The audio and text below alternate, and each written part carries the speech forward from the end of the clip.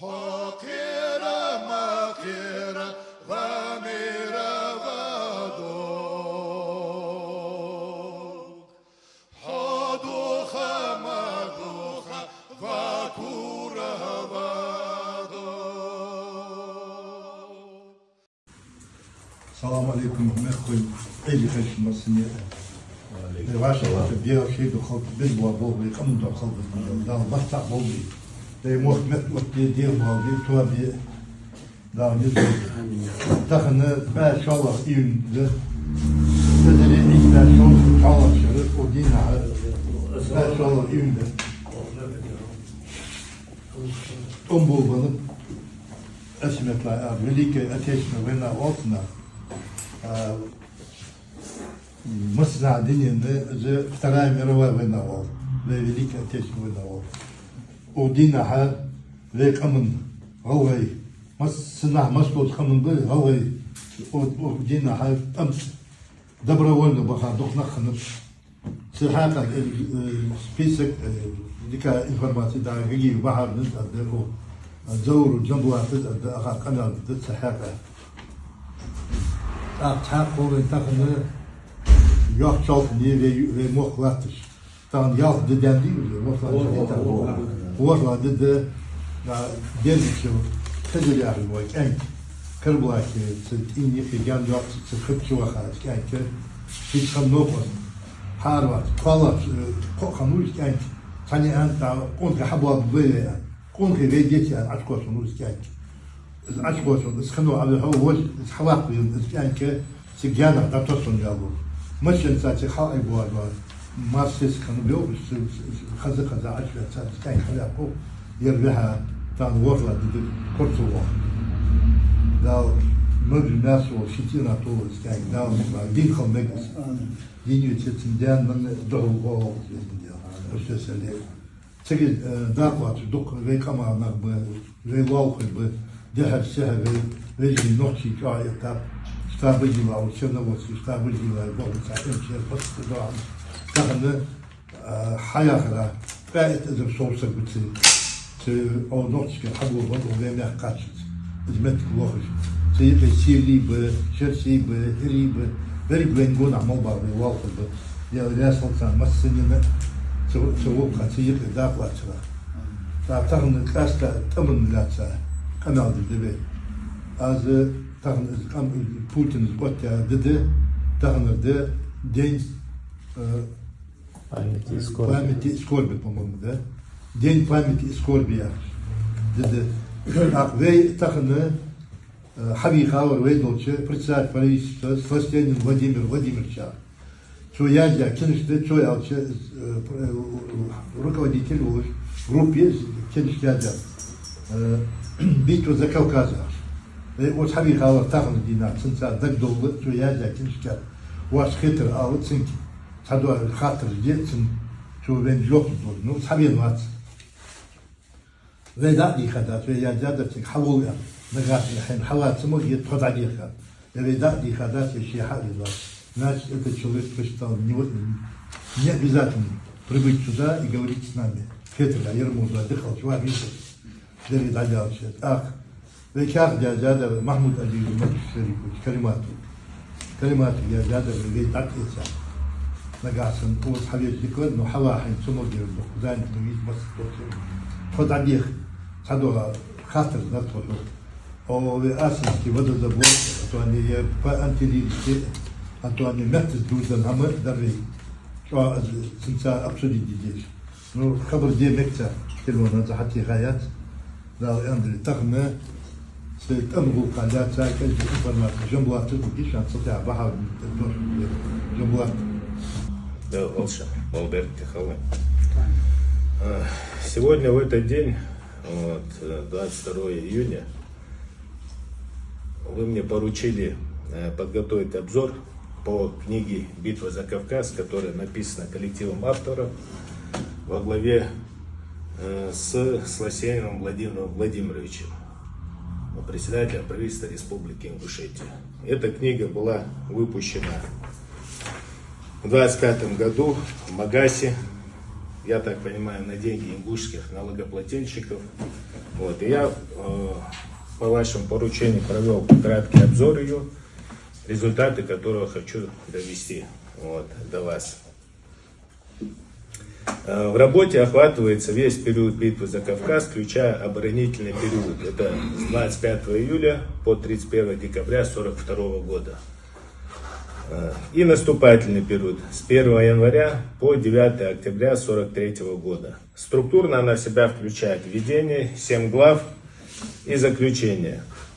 Далее следует 9 приложений, после которых указаны источники литературы, а также сведения об авторах, коих 42 человека на эту книгу. Конечно, на научное издание этот труд, пронизанный идеологической плесенью, написанный в духе неосталинизма, никак не тянет. Скорее, очередная пропагандистская книжка, где правда замешана на лжи. К тому же в ней много неточностей, перевираний, ошибок. А может и нет, так как, конечно, в итоге они системно и концептуально укладываются в витающие в воздухе и поддерживаемые реваншистскими силами идеи, казалось бы, давно оставшиеся в прошлом. Чувствуется, что коллектив авторов, за редким исключением, умеет держать нос по ветру. Жаль, что на просторах интернета пока нету этой книги, дабы небезразличные граждане смогли бы быстро и качественно ее проанализировать на предмет законности. Что касается правоохранительных органов, то уже одна строка, указана на странице 179, думаю, должна привлечь их внимание профессионально, без всяких инициатив со стороны граждан. Зачитаю дословно с сохранением пунктуации. Благодаря всей предшествующей национальной политике Центра, кавказские народы не склонились на сторону гитлеровской Германии. Вот тебе на! С чего это авторы решили, что кавказские народы должны были встать на сторону немцев или каким-то боком как-то склонны к этому? Почему нас почитали обделенными чувством, скажем, патриотизма, любви к своей земле, к своей малой, большой родине? Где мы вообще подавали кавказцы повод сомневаться в нас? Тем более в таких вопросах. Чем мы хуже других? Мы ли готовили немецкие кадры в Москве, Воронеже, Саратове, Казани, Липецке? Мы их обеспечили продовольствием, металлом, нефтью накануне войны.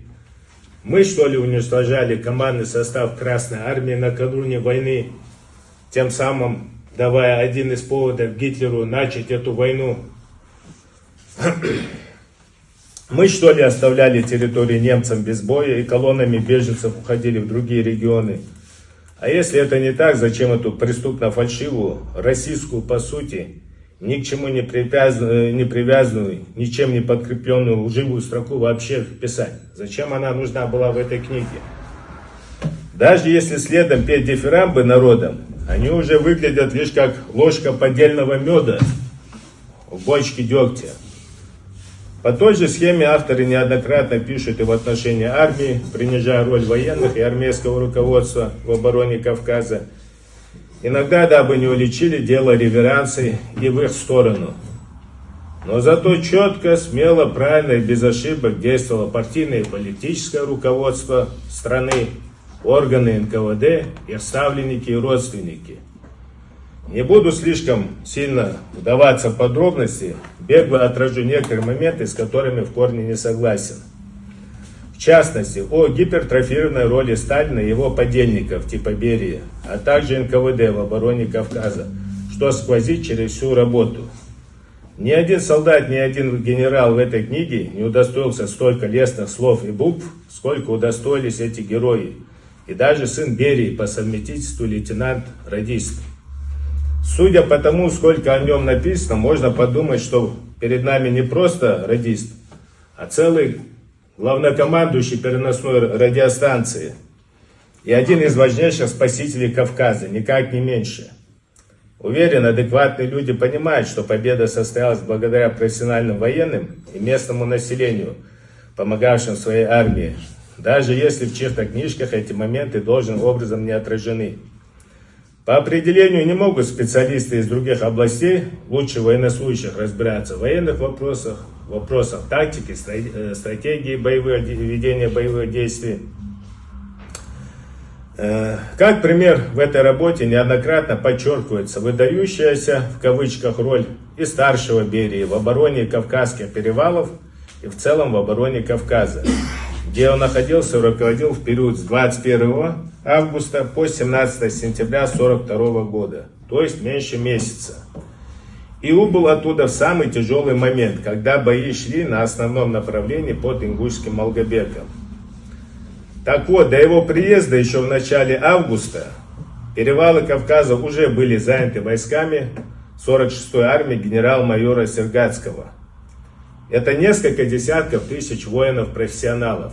Кроме того, что была эта армия, чисто она обороняла перевалы. Мы знаем, эти перевалы небольшие, на нее кинули целую армию. Кроме этого был еще Южный фронт, Северная группа Закавказского фронта, Черноморская флотилия и так далее, действовали войска, которые находились в прямом соприкосновении с противником. Я объясню, почему я дальше на этом моменте делаю особый упор, что целая армия, несколько десятков военных людей защищали эти перевалы. О них, однако, столько не пишется, сколько о Берии и его талантливых решениях, тоже в кавычках. В частности, указано, что на направлении им на Кавказ 150 альпинистов с современным горным снаряжением. Правда, есть ссылка, что в военном отношении они были слабо подготовлены. Тогда спрашивается, зачем они там нужны были по большому счету. Разве что, как в этой же книге указано, после отступления немцев героически, в кавычках, сняли их флаг и выгнал с вершины Эльбруса. Также в Берии были направлены на Кавказ несколько групп снайперов, у которых были в том числе новые бесшумные винтовки и только появившиеся прицелы ночного видения. И чуть ли не благодаря им удалось удержать перевалы на начальном этапе. Великие заслуги записаны и назначение ряда офицеров НКВД на командные должности в армии, снятие с других фронтов офицеров грузин и назначение их в войска на Кавказе. Якобы они знают специфику этих мест. Эти малозначительные моменты не нашли никакого упоминания в воспоминаниях и работах наших и немецких военных участников тех событий. Единственный, кто на этом акцентировал внимание, это сын Берии Серго, который по странному стечению обстоятельств находился рядом с отцом. Видимо, действительно был очень талантливым лейтенантом-радистом, и не отец приложил к этому руку, как нас пытаются убедить авторы. Все остальные бериофилы о его грандиозных подвигах рассказывают в основном ссылкой только на работы его сына. Почему авторы не взяли во внимание воспоминания военных, скажем, маршала Буденова или командующего Закавказским округом генерала Тюленева, которые телеграфировали центру вредительской политики Берия, мешавшего командованию организовать обороны должным образом? Для меня так и осталось загадкой. Скажу больше. Когда генерал Тюленев просил Берию выделить дивизии НКВД для усиления фронта, тот категорически отказывал.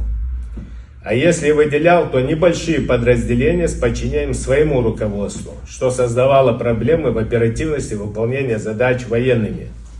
Более того, Берия курировал логистику и снабжение армии при обороне Кавказа. Однако авторы, много пишущие, что снабжение и тылы военных работали крайне плохо, не указывают руководящую роль Берии в этих вопросах. Так, например, в книге указано, что один из эшелонов с боеприпасами, вышедший из Свердловска 1 сентября 1942 года, это когда разгар самых боев пошел, пришел на фронт только через 3 месяца, 31 декабря 1943 года. Это когда закончился оборонительный этап битвы за Кавказ. Только через 3 месяца пришел эшелон. Это я про один только говорю. Думаю, в этот тяжелый момент части НКВД могли бы поделиться боеприпасами, оружием, тем более сами в основном не участвующие в боевых действиях, за редким исключением.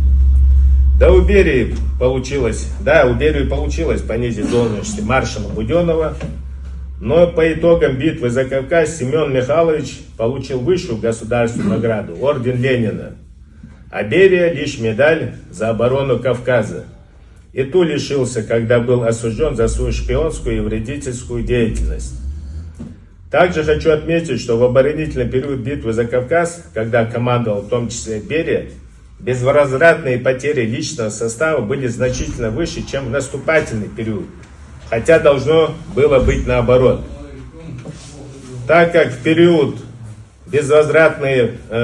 так в первый период, оборонительный имеется в виду, безвозвратные потери составляли 31,9% по данным этой книги, а за оба периода битвы за Кавказ 6,1%. Хотя не приведены потери за наступательный период, но невооруженным взглядом видно, что они были значительно меньше. Вот и вся его роль. Да и как мог помочь Берия, да и в целом преступная верхушка, которая в ходе войны придерживала свежие дивизии НКВД, автомобильный и железнодорожный транспорт для уничтожения людских и мобилизационных ресурсов страны, уничтожения экономик целых субъектов. И это когда идет война.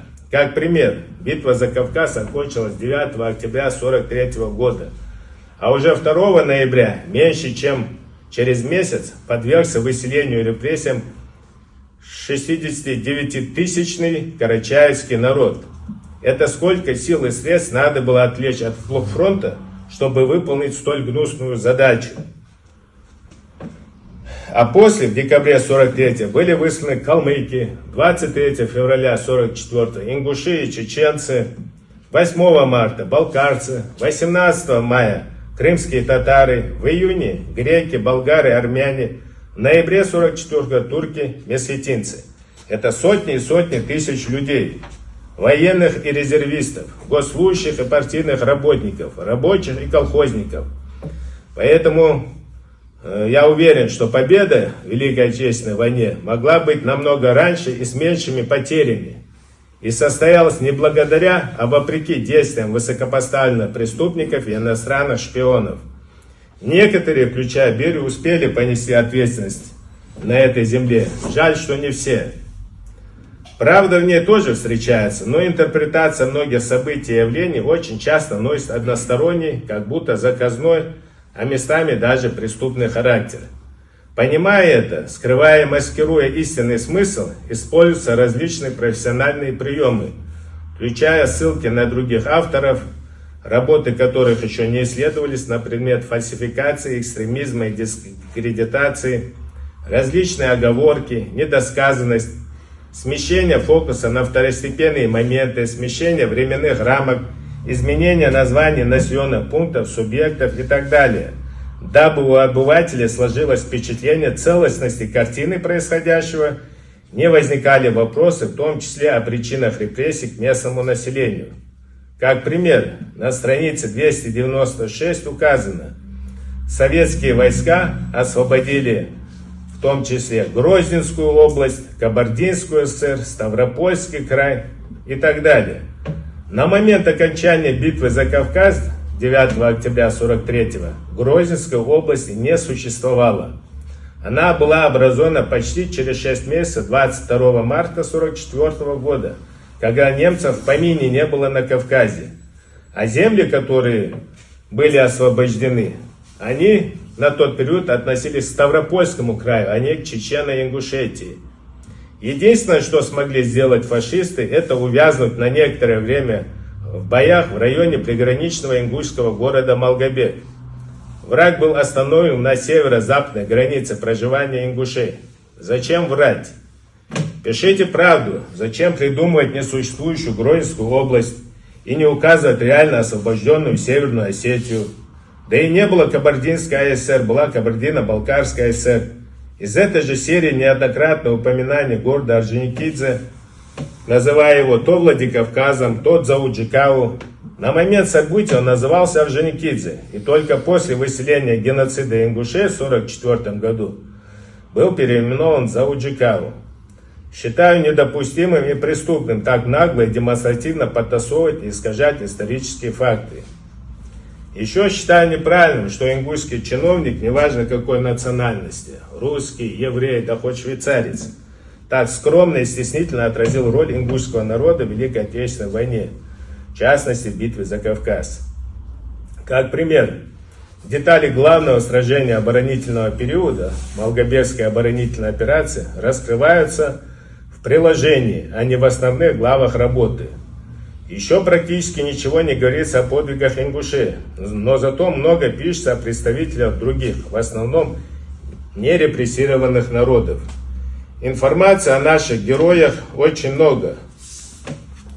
Вот, допустим, даже вот я просто принес первые книги, которые мне попались там, разных авторов. Здесь есть информация о наших героях, какие они совершали подвиги, где воевали и так далее.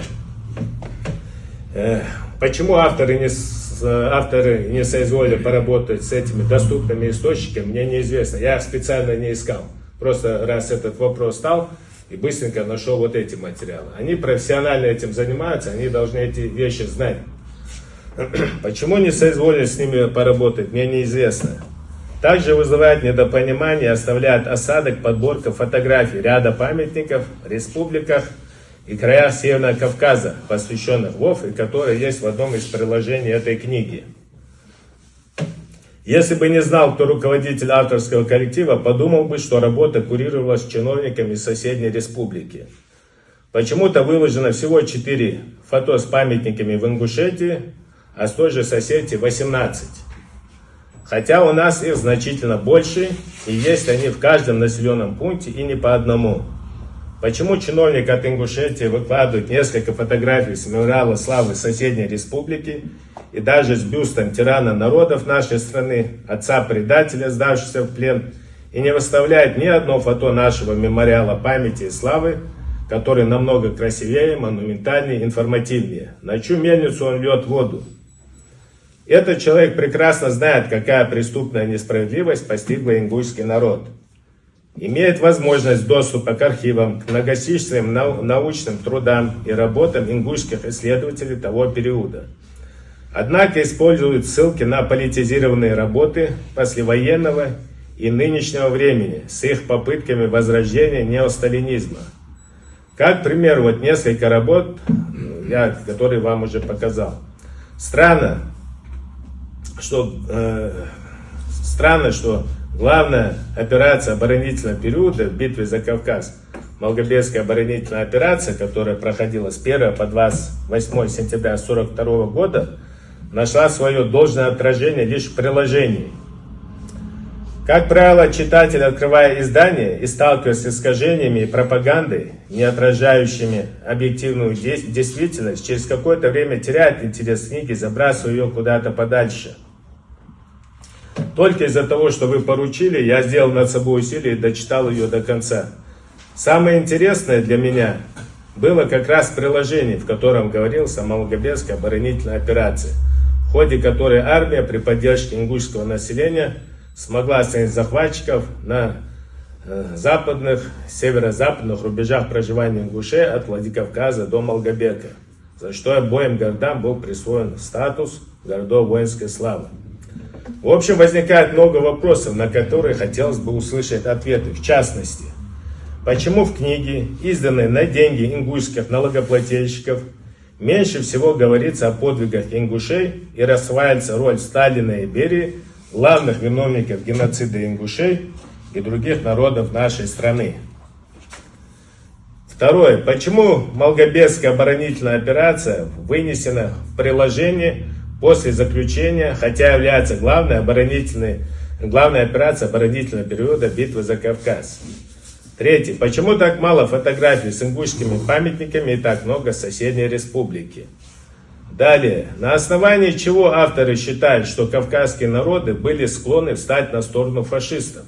И в чем конкретно заключается эта так называемая предшествующая национальная политика центра, не позволившая кавказцам предать свою родину? Пятый вопрос. Почему гипертрофирована роль Сталина, Берии, НКВД в битве за Кавказ и принижена роль военных и репрессированных народов, в частности ингушей, остановивших в союзе с армией врага ровно по границе своего проживания? Для ответа на эти и другие вопросы на данное заседание нами приглашался руководитель авторского коллектива, председатель нашего правительства Сластенин Владимир Владимирович. Однако по неизвестным причинам проигнорировавший мероприятие. Если человек искренне профессионально занимается этой темой, то мог бы подчеркнуть для себя много новой и объективной информации об участниках и событиях тех лет. Надо отдать должное. Те разделы, которые писал сам Сластенин, в целом объективны. Но они малоинформативны в отношении роли и вклада ингушского народа. Если в подобной работе участвует автор, имеющий непосредственное и немалое отношение к Ингушетии, то, думаю, можно было поработать качественно и по данному вопросу. Если как автору претензии минимальны, то как руководителю авторского коллектива их очень много. Те преступные измышления, российские исторические фальсификации, которые допускали отдельные авторы, большим грузом ответственности ложатся в первую очередь на руководителя всего проекта, волей или неволей, прикрывающего их своим именем и становящихся соучастником преступления. Нельзя оправдывать преступление и преступную деятельность лиц, осужденных за государственную измену, героизировать их, тем самым дезориентируя граждан и подрывая основы конституционного строя. Нельзя тиражировать заведомо ложные сведения о деятельности органов власти прошлого, представляя методы террора и экстремизма как эффективный менеджмент. Это социально опасно. Нельзя способствовать радикализации читателей через искажение исторических фактов и пропаганду методов управления, основанных на нарушениях прав человека. Свое выступление хочу завершить словами маршала Жукова Георгия Константиновича, которые вынесены в эпиграф к ведению этой самой книги. История Великой Отечественной войны абсолютно неправдивая, многоточие. Это не история, которая была, а история, которая написана. Она отвечает духу современности. Кого надо прославить, о ком надо умолчать, многоточие. Золотые слова, отражающие всю суть этого так называемого научного издания. У меня все. Если какие-то вопросы будут по этой работе.